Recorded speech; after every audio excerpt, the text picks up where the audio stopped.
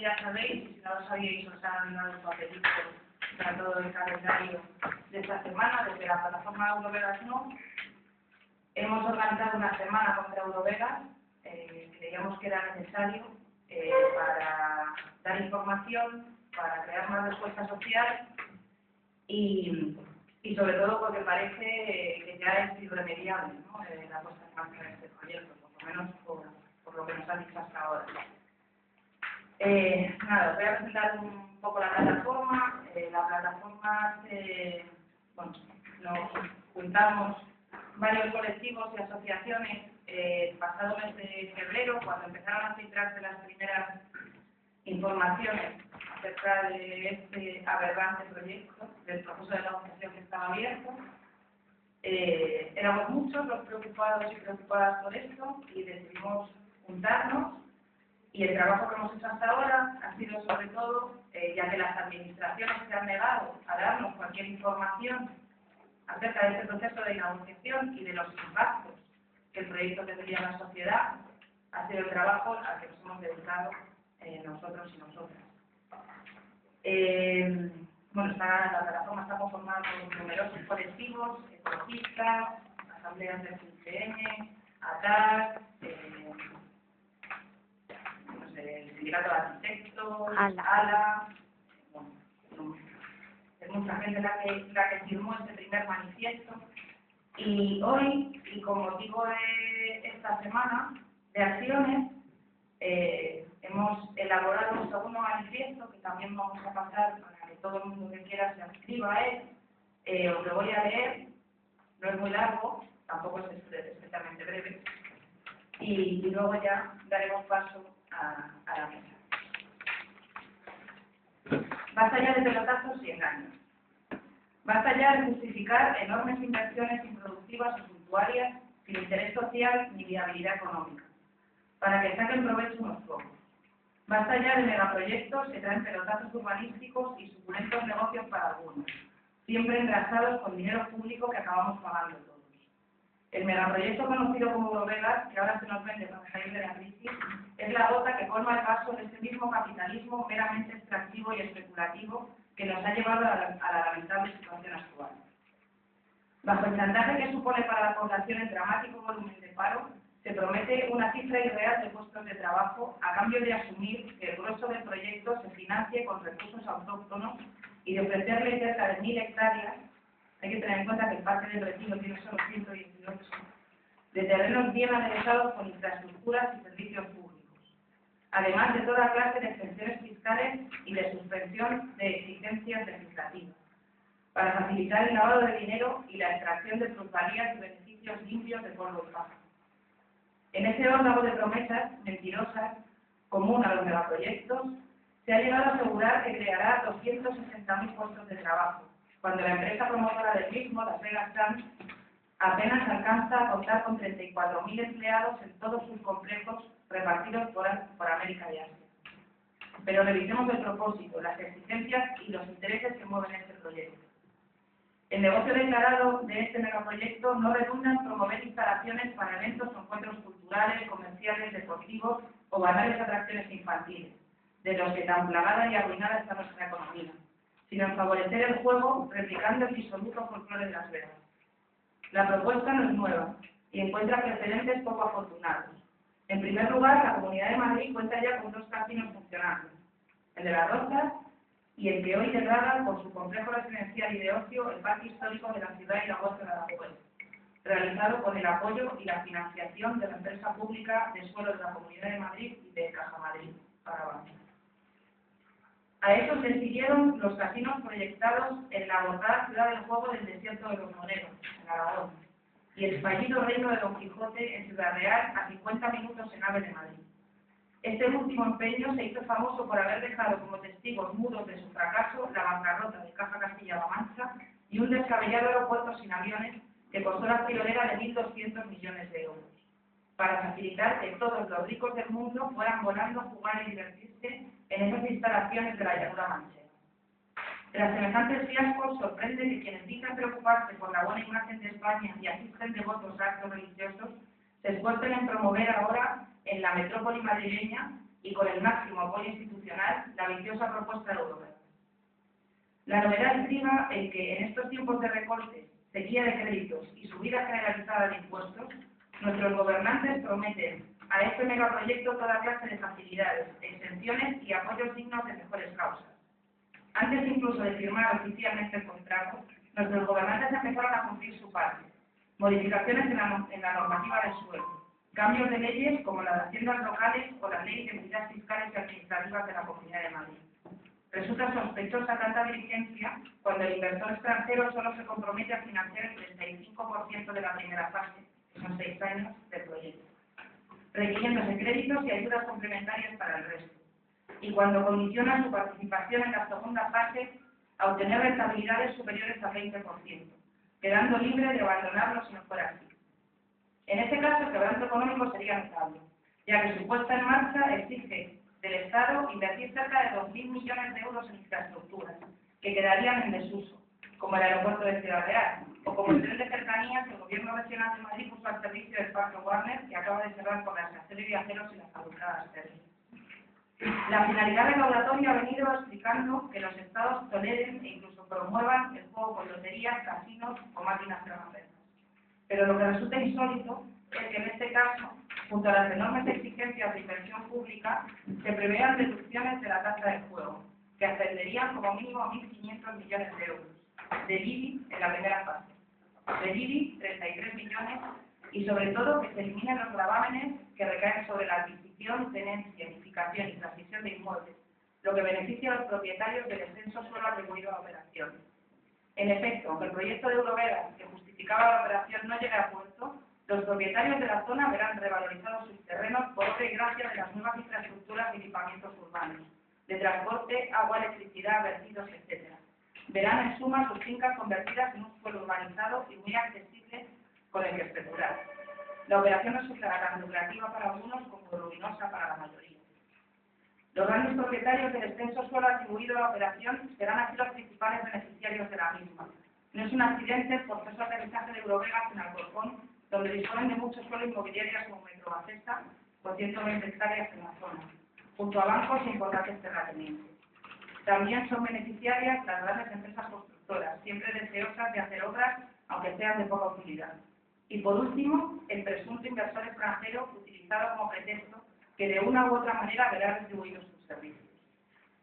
La perversidad que encierra este megaproyecto es tal que una vez iniciado solo puede arrojar resultados desastrosos para la ciudadanía. Si la operación se queda a medias, sacarán tajada a propietarios y constructores, pero será el conjunto de la sociedad el que tenga que sufragar el despilfarro de obras y gastos acometidos. Y si culminara con éxito, la megalópolis del juego, con toda la desregulación y el descontrol urbanístico, fiscal y laboral que se le ofrecen, generaría un asilo de mafias, prostitución, saqueo de dinero y trabajo precario, económica y éticamente bien poco recomendable. El caldo de cultivo de Eurovegas ejemplifica bien la fase más avanzada de degradación del espíritu cívico calificada por Lewis Mumford en su Cultura de las ciudades de Tiranópolis, fase en la que se imponen despóticamente megaproyectos de este porte, extendiéndose el parasitismo por toda la escena política y social bajo el dominio de gente respetable que se conducen como criminales y de criminales que a pesar de sus actividades conservan la apariencia de respetabilidad.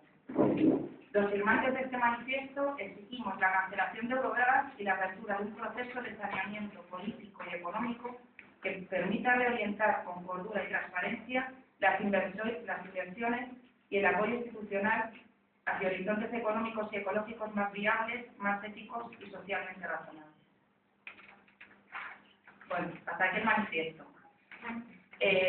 Ahora vamos a hablar exactamente de esto que hemos hablado. La mesa la vamos a estructurar para que sea más dinámica en 3 bloques. Primero hablaremos de este modelo productivo y improductivo en el que quieren insistir. Pasaremos a hablar del papel de las administraciones públicas en todo esto.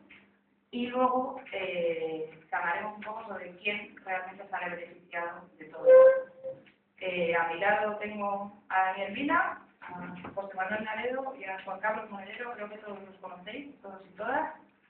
Así que, si os parece, empezamos hablando del modelo productivo, de las políticas anteriores, de esa apuesta por los macroproyectos en la que insisten, que realmente solo ha servido para malversar fondos y para la especulación urbanística a gran escala. Así que no sé quién quiere ser el primero. ¿Alguien? Empiezo por la izquierda de la mesa, que es vuestra derecha, no saquemos conclusiones. Mirad, yo antes de venir aquí, ayer, me releí los manifiestos de la plataforma que están colgados en la web, plataforma Espacio Eurovegas. Y la verdad es que no se puede decir tanto con tan poca información. Es un ejercicio desesperado de ciudadanía el que hace esta plataforma. No sabemos nada y somos capaces de analizar los costes enormes que tendría para todos nosotros un megaproyecto demencial como el de Eurovegas, ¿no? Yo quiero felicitar a la plataforma por este enorme esfuerzo y probablemente poco rentable políticamente hasta ahora, ¿no? Mi recomendación es que leáis los 6 informes y nos ahorremos en la tertulia de hoy hablar de ellos. Probablemente muchos de vosotros no lo hayáis leído y es mi recomendación. Creo que corremos un riesgo al plantear el tema de Eurovegas en el contexto de que Eurovegas nos obligue a tener que quienes estamos en contra tengamos que ofrecer un modelo productivo alternativo. Mirad, Eurovegas no se justifica independientemente de que no tengamos un modelo productivo alternativo para los habitantes de Alcorcón. Si caemos en ese dilema, podemos ser prisioneros de buscar soluciones y salidas al paro, que es el problema que desespera a muchísima gente, y nos quedemos atascados en ese camino.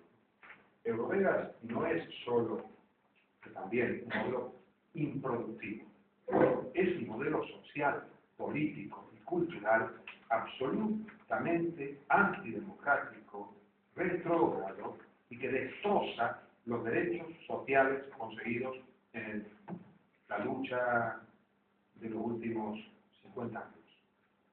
Y así creo yo que lo tenemos que enfocar. Y probablemente seamos capaces de plantear relatos alternativos. Hay una expresión en uno de los informes, que al releerlo me la recordé, que habla de que el liberalismo, yo diría el liberal catolicismo que nos gobierna en la Comunidad de Madrid, ha instalado un relato y que Eurovegas le sirve de ejemplo para su relato, y nosotros tenemos que luchar porque Eurovegas sea el contraejemplo de nuestros relatos, porque en una mesa como la de hoy debería de servirnos para dejar caer algunos elementos de nuestro relato, para el que Eurovegas es una muestra clara de lo que no debe hacerse. Y me gustaría que fuéramos capaces en la mesa de hoy, con vuestras intervenciones, de llegar al punto de que al final nos fuéramos con 3 ideas o 4 ideas de nuestro propio relato respecto a lo que significa Eurovegas. Que para ellos es entender que la libertad de empresa es la garantía de la solución de todos nuestros problemas. Para ellos es creer que la empleabilidad, cualquiera sean las características del empleo que se tenga, es la solución del paro. Para ellos la idea es de que la derrama, de que los ricos al final nos hacen llegar algo a los demás, es parte de su discurso. Que el hecho de que la opacidad para gestionar los asuntos económicos es la garantía de la eficiencia, no se habla de los negocios privados, la ciudadanía no tiene que saber lo que se cuece en los negocios privados, y los políticos tienen un piedra libre delegado por nosotros para gestionar esos asuntos privados. Y la escala, la gran escala, la enorme escala de los negocios es la que nos saca adelante. A ese guión le tenemos que ofrecer un guión alternativo, que se llamará modelo productivo, modelo social, modelo cultural, modelo político. Y que en Madrid, creo yo, y termino con esta introducción, nos coloca en un desafío enorme a los madrileños de conseguir neutralizar ese proceso, porque si no, corremos el riesgo de que cuando se hagan las próximas elecciones en Alcorcón, antes de que se empiece a construir Eurovegas, no va a empezar antes de un año, saque mayoría el alcalde que defiende Eurovegas. por esta lista de discursos y de relatos que le van a vender a la gente. Denunciar la escala no solo es denunciar la mentira de la escala, que es mentira los decenas de miles de puestos de trabajo, que es mentira el proceso de reparto de riqueza que puede suponer, que es mentira el modelo productivo que presupone, sino que además de ser mentira, aun cuando fuera verdad, es demencial. Y me gustaría que, a lo largo de un día, y perdóname el énfasis, porque este tema me sulfura. Mi hijo me pregunta, papá, ¿qué hago? Tiene 20 años. Papá, ¿qué hago? ¿A qué plataforma de las muchas en las que estás tú metido puedo yo hacer algo? Y no le mando a la delita ese para simplificar el pobre hijo, porque si no no va a entender nada con 20 años, ¿qué hace allí? Le digo, mira hijo, apúntate a la de Eurovegas, que ya tiene motivos sobrados para ser un joven que repudia ese modelo de vida. Y olvídate de los problemas de la infraestructura, de los problemas financieros. Mira, sitúate y mi hijo me dice, y termino con esto, y me parece muy gordo, papá, todos nosotros, y se incluye, llevamos una buena temporada apostando por Internet. Porque de Wii, el 3, el 5, son dinámicas en las que introducen a nuestros jóvenes a apostar por €0, 10 céntimos. El entrenamiento en la apuesta es el entrenamiento. A nuestros jóvenes nos están educando en el entrenamiento en la apuesta. Y cuando el Madrid sale con la camiseta que dice Wii, está entrenando en la apuesta a nuestros jóvenes. Y esos jóvenes nuestros van a ser los que dirán en un momento determinado, ¿por qué el Estado me quita parte de lo que me gané en la apuesta? ¡Que es mío! El proceso ideológico de Eurovegas para nuestros jóvenes es demencial. Y no tenemos, yo soy economista, lamentablemente, no tenemos que caer en el discurso economicista frente a esto. Esto es cultural, político, social y económico.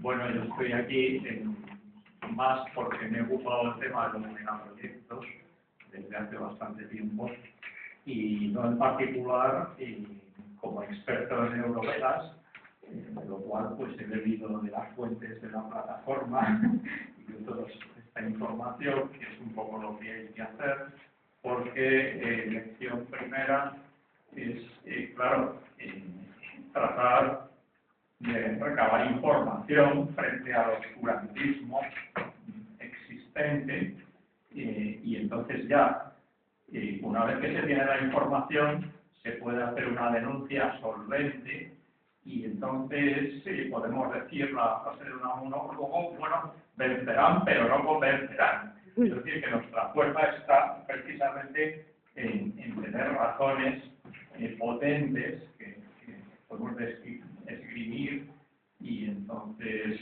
divulgar, ¿no? Que es de lo que se trata pues, con este manifiesto y esta documentación y en general esta función de la plataforma.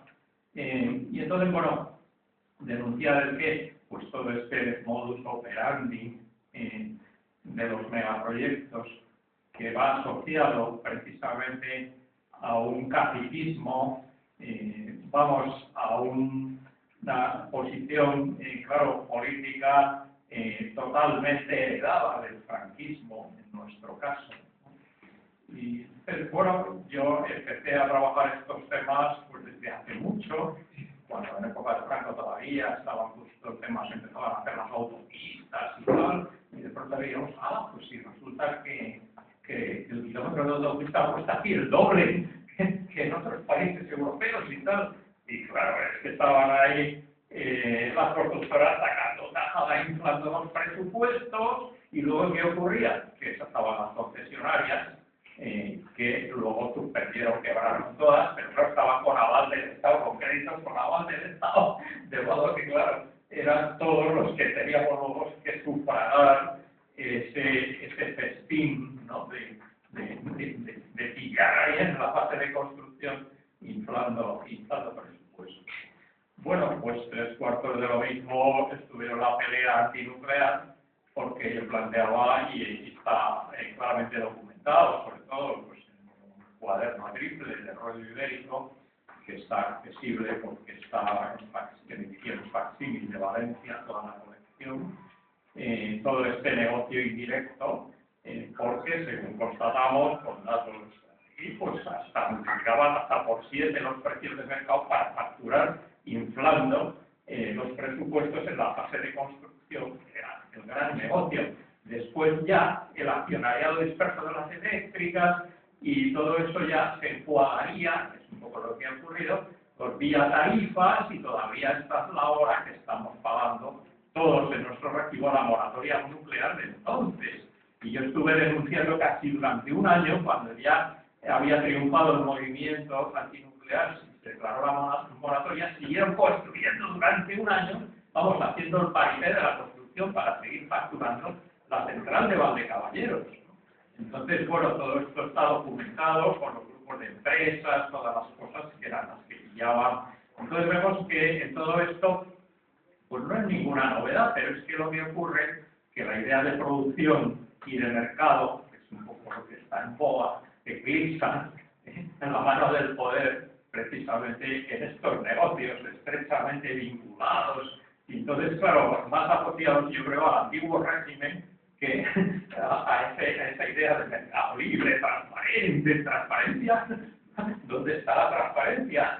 Etcétera, ¿no? Entonces, porque estos se llaman operaciones, ¿no? Operación Chamartín, operación europea. Entonces, operación es una palabra tomada del lenguaje militar, que poco tiene que ver con ningún mercado ni nada, sino que es algo urdido en la sombra para entonces sacar tajada de esta manera, ¿no?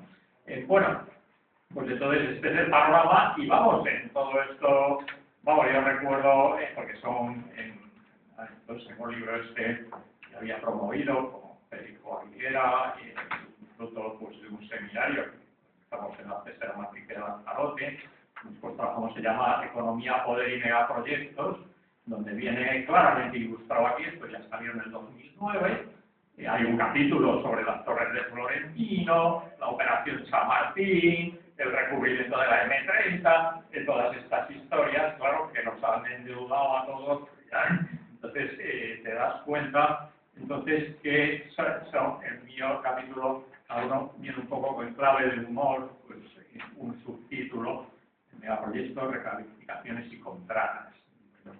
Después, megaproyectos y megamentiras, entonces los nuevos creadores del dinero, entonces, bueno, ya vienen luego sobre el reacomodo de las viejas oligarquías y los nuevos poderes transnacionales, etcétera, etcétera. Y se ve aquí, bueno, un caso de Andalucía también que salen, etcétera, etcétera.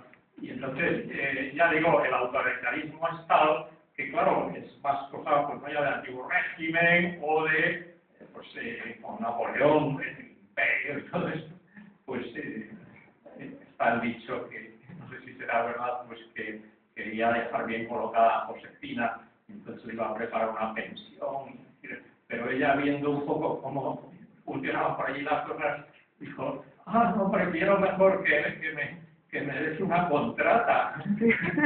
Las contratas de botas para el ejército.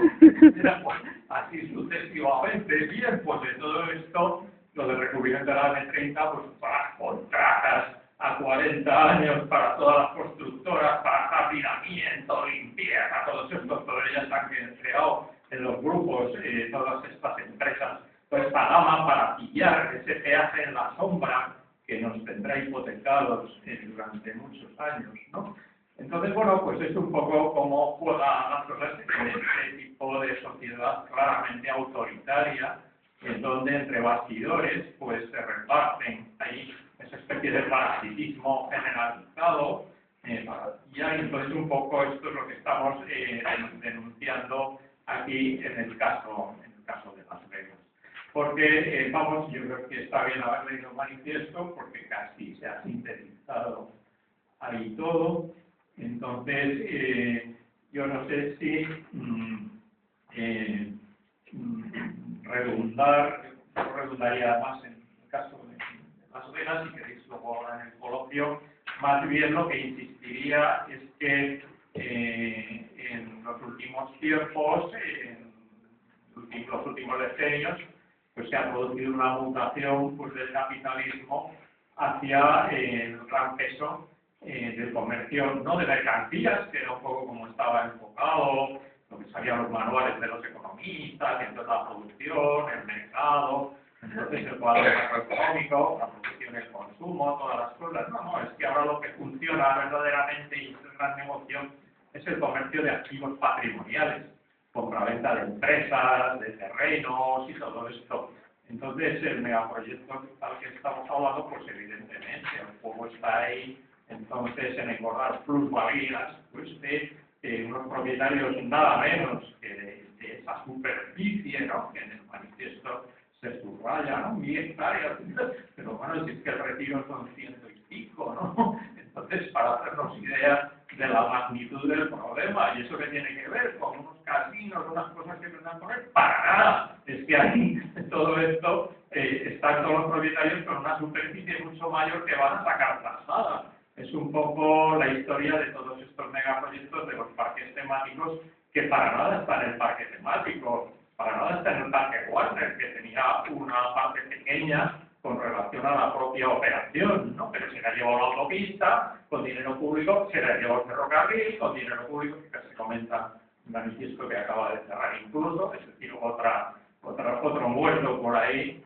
de infraestructura financiada por todos, ¿no? Entonces, todos esos eran los pretextos, igual que el gran pretexto, ¿no? Del gran casino, mejor casino de Las Vegas, que se iba a instalar ahí en el reino de Don Quijote, en Ciudad Real. Entonces había que preparar todo aquello, ¿no?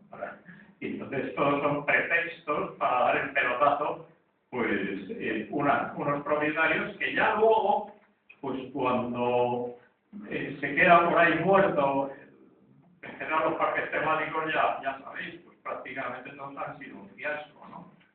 O sea que vemos que lo que expresaba como pretexto, que era lo que iba a dar el oro del puesto de trabajo, no sé qué, pues el gobierno, pues 4 puestos de trabajo precarios, ¿no? Que hay ahí, está a punto de cerrar. Entonces, es que igualmente, en ese sentido, todos los ejemplos de los que está salpicada la geografía, pues entonces vamos un poco a lo mismo, a buscar ahí algún pretexto. Entonces es un tipo de capitalismo claramente extractivo, entonces que no es, entonces lo más que hace, claro, es dar un poco de construcción y eso para preparar el muerto ahí, pero luego ya todo eso se queda por el territorio como testigo pues, de todos esos fiascos. Entonces, aquí, pues bueno, volvemos otra vez a lo mismo, pero con el agravante que estamos en una situación súper precaria, en la que no solo la sequía de créditos, como se dice, sino los aumentos de impuestos, entonces al mismo tiempo todas las grandes dificultades, que se recorta todo, y entonces alegría y optimismo para darle respuestas, facilidades, todo a un proyecto de este porte, ¿no? Encima, es que me parece que luego es que ya se ha perdido hasta la vergüenza, ¿no? Porque entonces mismo, yo creo que daría vergüenza para el objetivo del propio proyecto, que si llega a salir, pues sería un desastre también, ¿no?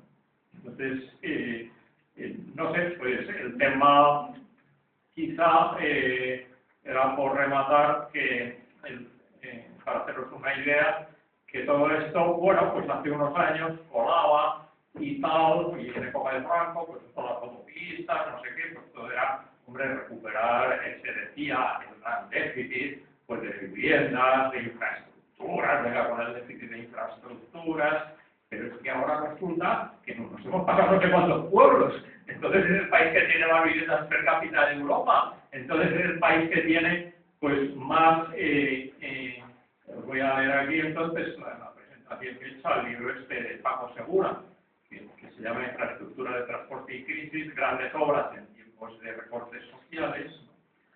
Entonces, para rematar mi intervención, pues, que España cuente hoy con el doble de aeropuertos públicos y muchos más privados que Alemania, que tiene 80 y tantos millones de habitantes, con el doble de población. un territorio parecido. Y muchos más privados que Alemania, casi todos con pérdidas, raya en el absurdo. Así como que el grueso de la deuda aeroportuaria que arrastra hoy AENA se deba a los faraónicos proyectos de ampliación de los aeropuertos de Madrid y Barcelona, que están súper sobredimensionados, ¿no? Que no se amortizarán en la vida. Que España tenga en funcionamiento o en construcción cerca de la mitad de los kilómetros de AVE existentes en el mundo, con un número de viajeros kilómetros muy inferior al de todos los otros países y con pérdidas mucho más abultadas, a la vez que es colista europeo en transporte de mercancías por ferrocarril, lo que refleja el abandono en el que se encuentra la red de ferrocarriles ordinarios, no tiene nombre. Otro tanto ocurre con los puertos, cuya sobredimensión es fruto de una absurda competición entre administraciones para ver quién los hace más grandes, puntos suspensivos, ¿no? Entonces, vemos que aquí el Estado se ha pasado no sé cuántos pueblos en darles caramelos de obras al lobby de las constructoras. Entonces, vemos que todo esto pues, ha servido en parte y está vinculado a estar pues, los megaproyectos y toda la sobredimensión inmobiliaria, porque como he comentado en muchas ocasiones, claro, la construcción de edificios e infraestructuras son las colaboradoras necesarias del negocio inmobiliario, claro, que consiste en añadir varios ceros al valor de los terrenos, al reclasificarlos y urbanizarlos, etcétera, ¿no? Entonces, como digo, esto he apuntado esto para tener en cuenta, pues, dónde estamos, ¿no? Es que este país se ha pasado por encima de todos los otros de nuestro entorno, ¿no? Por esta vía muchísimo y se persiste en ella. Es un poco lo grave, ¿no?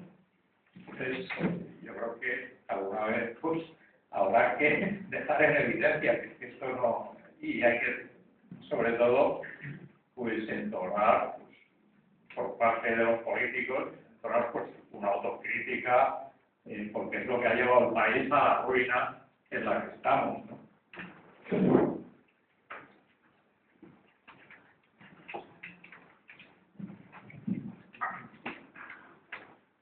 Creo que vamos a tener que dar a la entrada de las charlas por una mesita con Prozac, con algún antidepresivo, para que se nos pase. Me gusta mucho la frase de Bertrand Russell que dice que un optimista es un idiota simpático y un pesimista es un idiota antipático. Y que de lo que se trata en Diego Aventura de sus Santos es de que seamos pesimistas trágicos u optimistas esperanzados. Pesimistas porque el capitalismo en crisis pues siempre genera sombras de tormenta. Y el escenario que construye es un escenario terrible. Pero si lo vemos un rayo de luz, estamos perdidos. Terminamos trabajando para aquellos contra quienes nos habíamos reunido para pelear, ¿no? Y por tanto yo creo que tenemos que ser capaces de intentar ver, ¿no? Y para intentar ver la salida, yo creo que lo primero siempre es entender lo que ocurre. Yo creo que las descripciones están muy claras, como decía tanto Daniel como José Manuel, los documentos son espectaculares, el análisis que han hecho, la propia lectura del manifiesto, yo creo que son muy evidentes, pero sigue quedando la pregunta, oye, si todo está tan claro, pues ¿por qué no somos más? ¿No? ¿O por qué pueden hacer eso?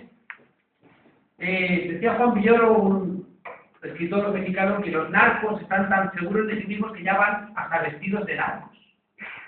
Es decir, que están ya la autosuficiencia y la seguridad que tienen, que ya van vestidos de narcos, ¿no? Y eso tiene que ver con que el sentido común ahora mismo es de ellos.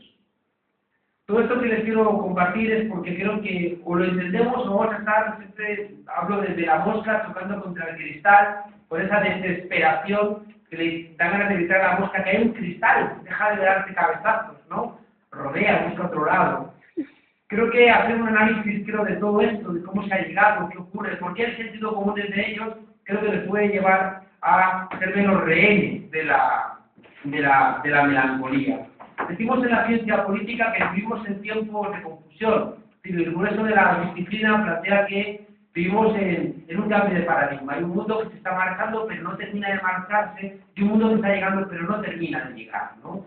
Hay una gran pared, hay grietas. Si tú ves solamente las grietas, no te das cuenta de que queda mucha pared. Si ves solamente la pared, no te das cuenta de que hay grietas. Lo que sí que es cierto, como les decía, es que en este mundo donde decimos los grandes marcadores de certeza ya no marcan certezas, las ideologías, desde que se cayó la URSS, el mundo de la familia, el mundo del trabajo, cuando un trabajo ya no dura de media en Europa ni siquiera 2 años y por tanto la subjetividad laboral no funciona, los jóvenes no se identifican como proletarios, en todo caso como precarios.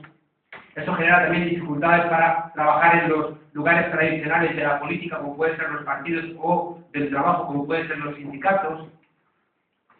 El Dios ha muerto de Nietzsche parece que tiene más presencia y por tanto seguimos siendo deudores de qué sustituye a Dios en la organización social. Bueno, todos estos elementos, ya digo, son elementos de perplejidad, que hacen que los matones estén envalentonados y la gente honrada esté perpleja.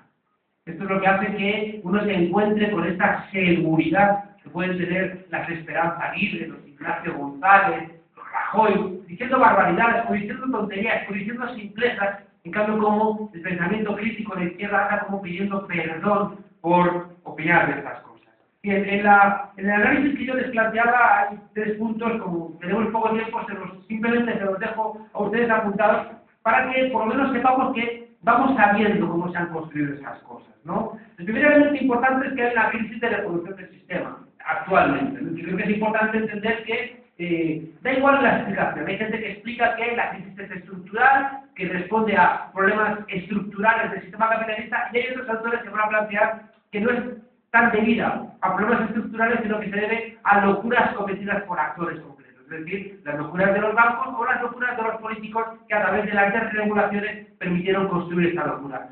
Les diría que ahora mismo nos da un poco lo mismo. Lo que es cierto es que la crisis está ahí, es real y genera, bueno, pues dosis tremendas, inhumanas de desempleo que creo que son uno de los elementos centrales que nos pueden explicar por qué estos megaproyectos, en vez de generar unas respuestas populares de oposición, generan una cierta mirada esperanzada, creyendo que a través de eso, al ser macro y al tener el prefijo euro, pues ya está todo solventado, ¿no? Si el prefijo macro significa que es muy grande, algo me tocará. Y si el prefijo es euro, ya sabemos que en este país, con la noche del franquismo, todo lo que venga percibido por el prefijo euro es positivo, ¿no? Igual que somos el país más eurooptimista de Europa, somos el más euroignorante. Y por tanto, seguimos sin entender realmente cómo funciona la Unión Europea, pero si viene con el prefijo de euro, por favor, bienvenido. O sea, cómo no recordar que cuando el proyecto de Constitución Europea, que fuimos, por cierto, los primeros que lo aprobamos,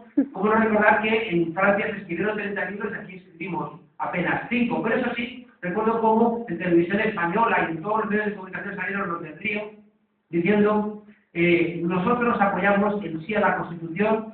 Nosotros no nos la hemos leído, pero todo lo que viene de Europa es muy bueno, y eso sí, estamos dispuestos a hacerle una canción como la de la Macarena. Estamos a hacer la aportación hispánica al proyecto de Constitución colombiana. Segundo elemento muy importante, vinculado a esta crisis realmente de reproducción material del sistema, tenemos que entender la crisis de la izquierda en términos amplios. Tenemos que entender que la idea del consumismo ha funcionado como el único edificio que no se ha caído. Se cayó el edificio de los partidos políticos, se cayó el edificio más o menos de la iglesia, se cayó el edificio de la fábrica, parece que lo único que queda en pie es el Corte Inglés, ¿no? Es decir, que estás aburrido compra, estás triste compra, y si de repente ese panorama de consumo desaparece de tu horizonte, no sabes qué hacer con tu vida. Una vez más, un proyecto económico macro, de alguna manera te va a permitir estar en ese juego, porque saben ustedes que en Estados Unidos no hay pobres, en Estados Unidos lo que hay son losers, son perdedores. Es decir, son gente que interioriza de alguna manera lo que ha ocurrido, y por tanto se desactiva para la lucha, para la emancipación. Por tanto, eso es igual, ¿no? Es decir, si yo asumo formar parte de esta carrera consumista y para ello tengo que formar parte de los grandes proyectos que me permiten emplearme, bueno, pues estoy de alguna manera en el juego, estoy dentro y tengo alguna solución. Bien, el consumismo afectó a las clases medias, el consumismo nos ha afectado prácticamente a todos y creo que es el primer elemento para entender ese tipo de cuestiones, ya digo, y por qué no generan la respuesta que deberán generar. En segundo lugar, los cascotes del muro de Berlín siguen cayendo sobre nuestras espaldas. Tercer elemento esencial, yo creo que hay una falta de construcción de respuestas adoptadas al nuevo capitalismo. Es decir, la izquierda sigue sin ser capaz de presentar el modelo general alternativo a lo que ocurre. Una cosa que yo aprendí cuando hice mi tesis doctoral en Alemania, de por qué fracasó el socialismo en la República Democrática Alemana, fue que fue la Glasnost, tiró la perestroika, el que tumbó a la realidad. Es decir, cuando aquel pueblo empezó a dejar de decir Wir sind das Volk, nosotros somos el pueblo, y pasó a decir Wir sind ein Volk, nosotros somos un pueblo, estaban diciendo queremos ser de los del otro lado. Es decir, se habían construido en su cabeza el imaginario de pasar a ser ciudadanos de la República Federal de Alemania. Y por tanto tenían una alternativa, tenían una nueva novia, y por tanto esa novia les parecía más guapa que la que tenían, y mientras el pobre Erich Honecker decía a sus 70 y muchos años, ¿por qué se van? ¿Por qué se van? La gente decía, me voy porque quiero formar parte de ese club. Bueno, pues el pensamiento crítico de la izquierda todavía no es capaz de armar una alternativa capaz de cautivar la voluntad, la esperanza, también la pasión de la gente. Hay una cosa que hemos aprendido y es que, lo sabemos a través de los neurobiólogos, y es que ya lo había dicho Spinoza, y es que a una pasión solamente le puedes vencer con otra pasión. Hoy sabemos, en un libro muy importante de Antonio Damasio, este neurobiólogo que se llama El error de Descartes, donde plantea que no es pienso luego existo, sino siento luego existo. Donde detrás de cualquier razonamiento siempre ha pasado antes por el hipotálamo. Detrás de cualquier decisión racional ha habido antes un sentimiento. ¿Y esto por qué les digo que es esencial? Porque la derecha ha sido capaz de poner lo políticamente incorrecto. La derecha ha sido capaz de poner los grandes proyectos. La derecha ha sido capaz de poner las grandes emociones. La derecha es la que es capaz de ser impertinente. De ahí están los Berlusconi, las Sarkozy, las Sarah Palin, la Esperanza Aguirre, mientras que la izquierda siempre mensurada, sensata, fría, racional, ya digo, profundamente aburrida y pesimista. Claro, con este escenario yo sé que tenemos bastantes papeletas para perder el debate en la pelea con esta gente. Por eso no estoy planteando ni mucho menos todo lo contrario. Lo que les estoy diciendo es que en esa discusión con esta gente tenemos muchas papeletas para perder, porque ya digo, han sido capaces de poner un nuevo sentido común y encima parece que ya son ellos los que van con la marcha de la historia. Si siempre ha apoyado a la izquierda esa filosofía de la historia que implicaba que los débiles, los sometidos, los subordinados eran los que iban con la marcha de la historia, porque eran los que oponían la antítesis a la tesis del resistente, y por tanto, quien estaba con los esclavos, quien estaba con los campesinos, quien estaba con los proletarios, iba con la marcha de la historia, y quien iba contra ellos frenaba la historia, hoy parece que se ha cambiado. Y es Margaret Thatcher cuando, a la caída de la Unión Soviética, va a plantear que ellos son los que van con la marcha de la historia, y que es los conservadores comunistas los que quieren frenar la marcha de la historia. Entonces, insisto, es importante porque ellos están siendo los dueños de un lenguaje que están captando nuestra pasión, nuestra emoción. Eurovegas, macroproyecto. Y de alguna manera, ya digo, nosotros estamos como a la defensiva frente a estos elementos sin darnos cuenta que si nos siguen robando también el lenguaje estamos perdidos. Esta reflexión que venimos haciendo, claro, si ellos le llaman a bajar el impuesto a los ricos, alivio fiscal, olvídate. ¿Quién va a estar en contra de que alguien la alivie? ¿No? Y que en vez de decir que el lobby armamentístico ha colocado a uno de los suyos en el Ministerio de Defensa, lo que hacemos es alabar la experiencia del ministro del sector, pues también está jodido.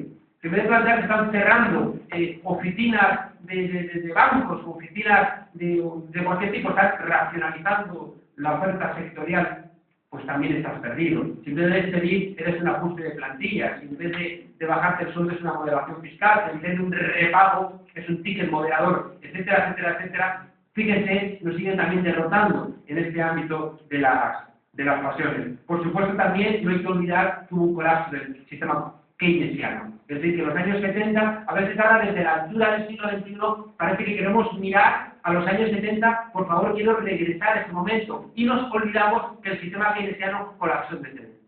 Es decir, que el sistema keynesiano implosionó por sus propias contradicciones y que, por tanto, pretender volver a ese momento, como ya decía Marx, es cometer el error de los campesinos que en el siglo XIX querían volver al siglo XVIII. Y como dice la Biblia, cuando miras hacia atrás te quedas convertido en una estatua de sal, como les ocurrió cuando ese Dios del Antiguo Testamento, con tan malas pulgas, decidió acabar con seguramente las dos ciudades más divertidas de la antigüedad, que eran Sodoma y Gomorra.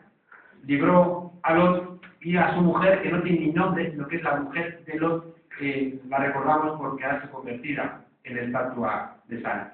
Termino esta primera parte planteando que la derecha se ha reconstruido. Y detrás de este proyecto, de macroproyecto de Lovera, está la reconstrucción de la derecha. ¿Cuál es la reconstrucción de la derecha? Pues tiene dos grandes elementos. Uno es lo que llamaba Margaret Thatcher el pensamiento TINA, el there is no alternative, es decir, no hay alternativa, y haber interiorizado que no tenemos alternativa, lo decía José Manuel, o lo decía Daniel. Vale, ellos tienen un proyecto para el Alcorcón y nosotros solamente tenemos el proyecto de que ese proyecto es malo. Pues no parece muy poderoso para vencer ese imaginario de gente desesperada a la cual le están robando las herramientas intelectuales y que apenas le están dejando solamente los sueños.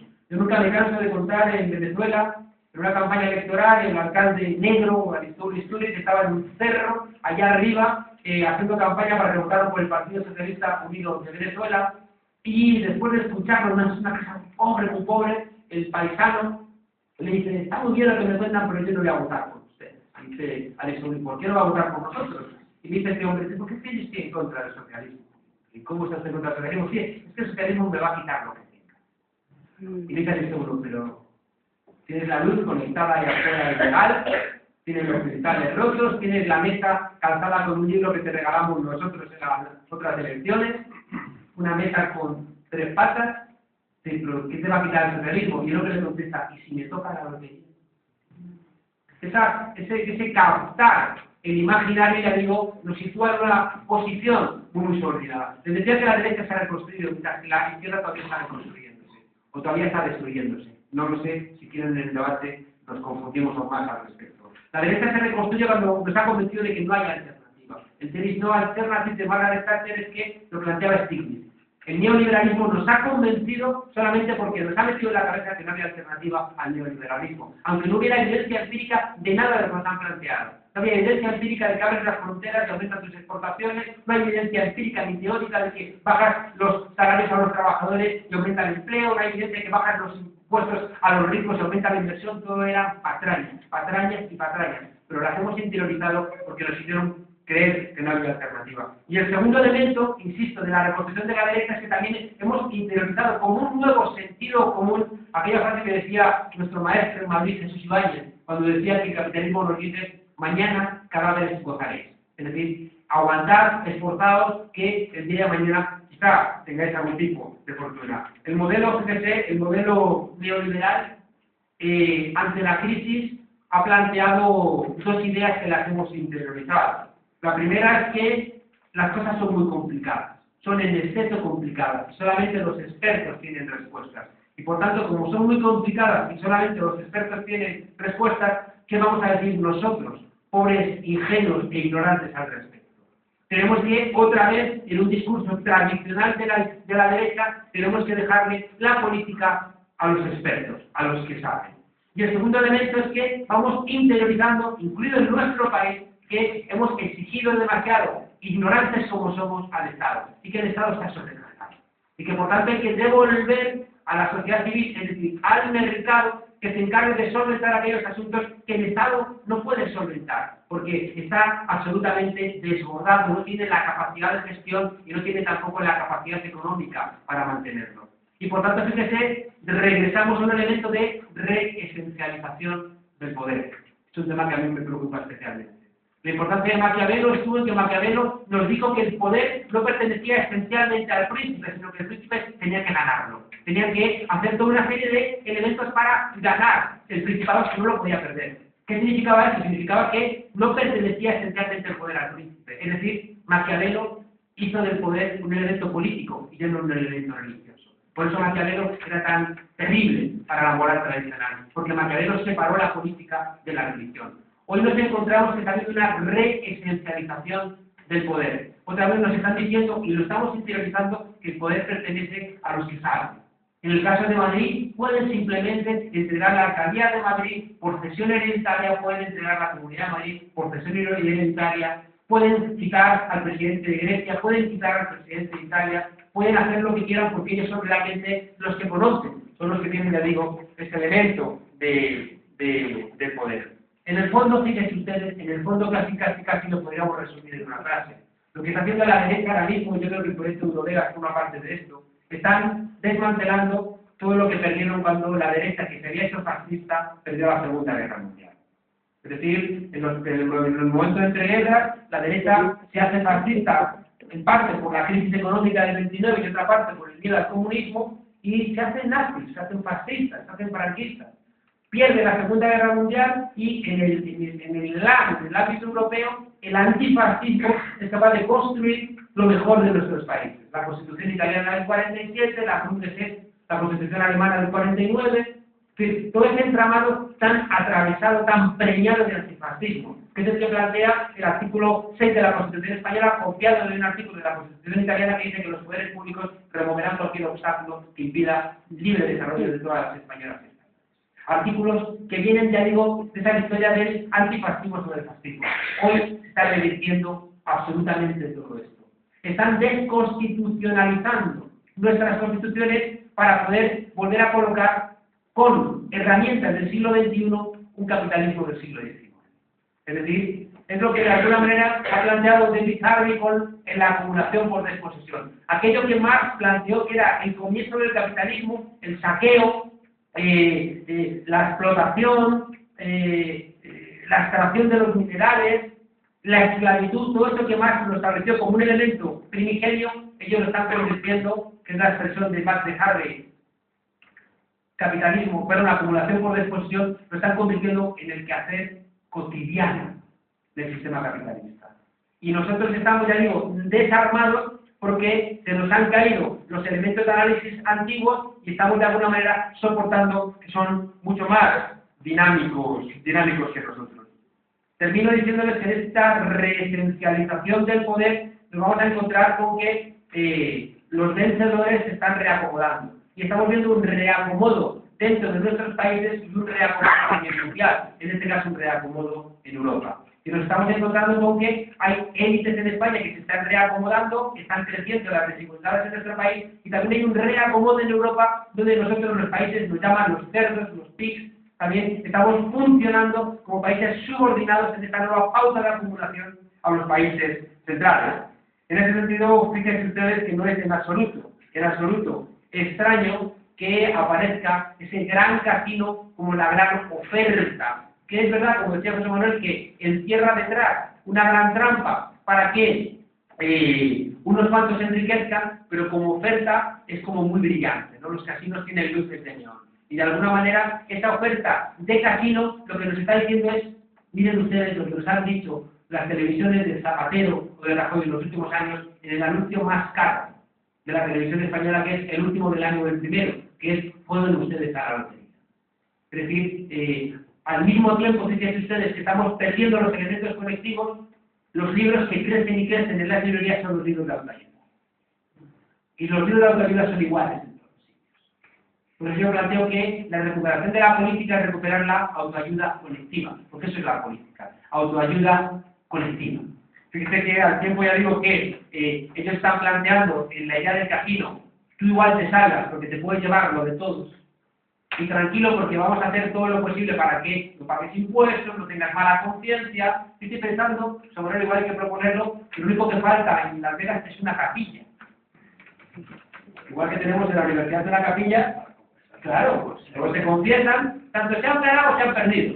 Se confiesan y al final, pues, si has perdido, te vas tranquilo, y si has ganado, pues también te vas tranquilo, ¿no? Entonces, no sería extraño que la Iglesia Católica Española proponga también la apertura de una capilla al respecto. Al final, fíjese, la metáfora del casino de Eurovegas es terrible, porque de alguna manera significa, fíjense ustedes, recuperar, ya digo, este modelo del capitalismo del siglo XIX.